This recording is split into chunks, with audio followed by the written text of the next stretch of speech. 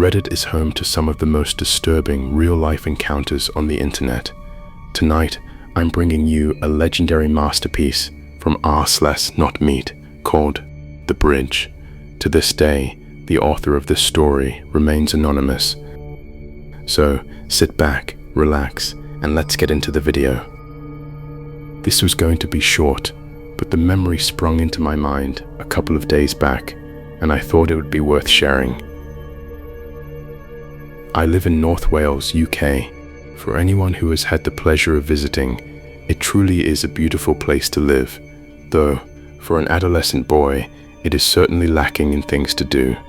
As a result, my friends and I would often find ourselves mindlessly exploring areas of the countryside and coastline. Despite it being quite sparsely populated, in comparison to the closest cities, there is a dual carriageway running right along the coast from Wales into England. Also, train tracks run alongside this road for most of its course, occasionally passing overhead via a small cement bridge. Anyway, there was one night a few years ago when about 4 of us randomly decided to try and explore the inside of one of these bridges, as one of the group had observed a manhole cover nearby, which we believed to be the entrance. On closer inspection, we discovered that several tools would be required in order to gain entry. We returned with the necessary equipment and proceeded to unboard the cover. This had to be done stealthily, as the train track was right beside us, not close enough to be of any danger, but definitely a sufficiently small distance to cause panic for any train driver, and panic usually means the authorities. It wasn't long before we had removed the heavy steel disc and had started descending the ladder down into the structure. Once we had all safely reached the bottom, we decided to progress to the other side. At this point, we were totally confined into the narrow space that leads into the main area. If you are confused as to what the hell this bridge is supposed to be, you probably should be, because it was rather peculiar. I mean, I would have never known there was even an inside had we not found the manhole. So as we squeezed and crouched, and at one point scraped along our bellies to the other side of the structure, there was a growing sense of claustrophobia between us. The distance from one end to the other was surprisingly long, but by the halfway point, you could look down through narrow gaps onto the motorway below. This was actually pretty cool, which helped keep us calm in a strange way. At this point, apart from the mild discomfort and confinement, we were still just a group of guys on an adventure. This was about to change dramatically.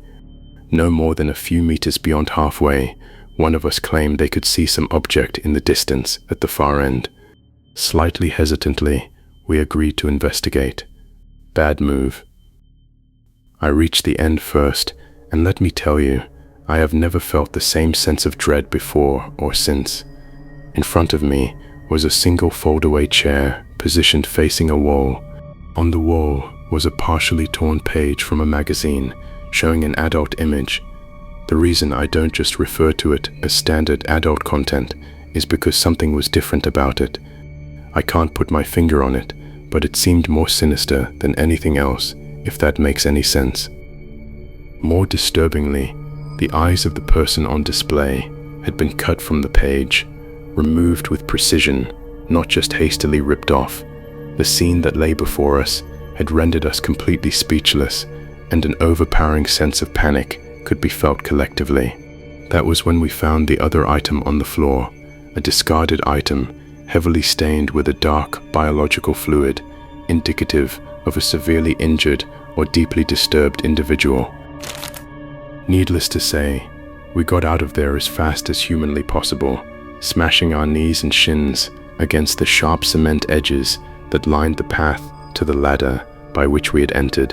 Of course, we were all praying to God that the manhole hadn't been resealed, as it was impossible to tell until you reached the ladder itself.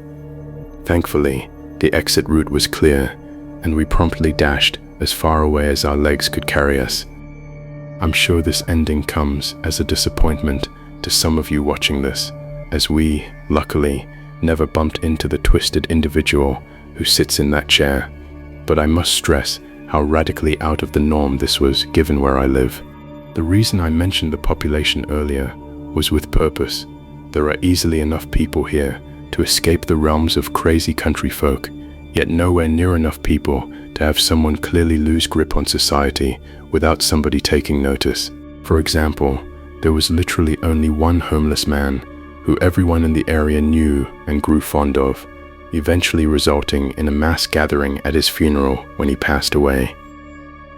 I sometimes think, though not recently, as I had more or less forgotten about that night entirely, about the person who climbs down into that bridge and navigates through the darkness to sit facing a wall and do who knows what, that ends up leaving such a disturbing scene behind. You honestly couldn't envision a more surreal situation. It has just come to my realization that what we unearthed that night has not once been uttered to another soul. As a naive teenager, it was the type of thing you just wanted to forget, but thinking about it now, we probably should have let the authorities, or at least someone, know about what was down there, because it wasn't the doings of a healthy-minded individual.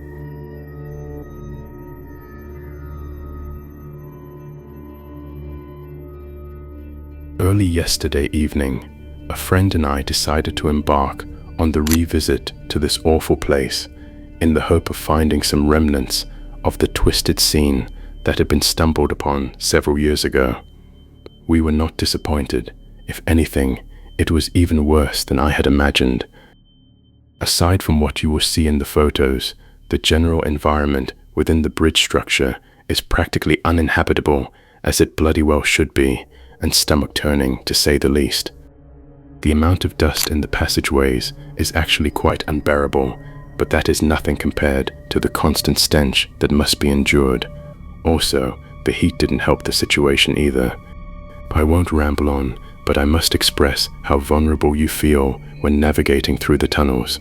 Even with two of us, both carrying appropriate weaponry, the sense of evil was overpowering. The tension is amplified tenfold by the fact that, had we encountered someone or something, the layout of the structure and the multiple tight squeezes mean a safe, speedy exit is nigh on impossible. It truly is a hellhole.